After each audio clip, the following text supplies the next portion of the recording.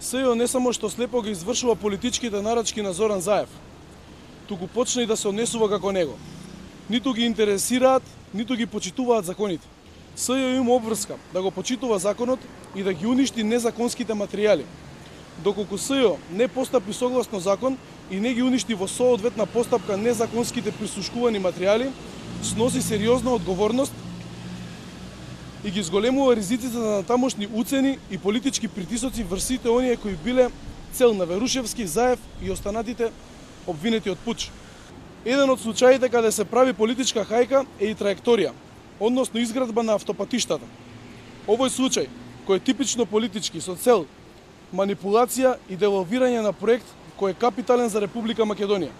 Што се однесува случајот за изградба на автопатиштата, се работи за постапка која е чисто законска и обавена низ транспарентна процедура. Со цел да се заштеди, се обезбеди ефтин кредит од кинеската влада само со 2% камата. За споредба, другите банки дава над 8% камата.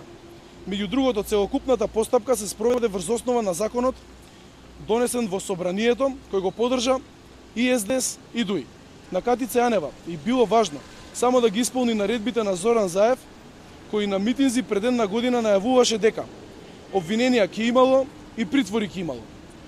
Судовите мора да го задржат својот интегритет, да работат исклучиво врз основа на закон и докази и да не подлегнат на вакви политички притисоци.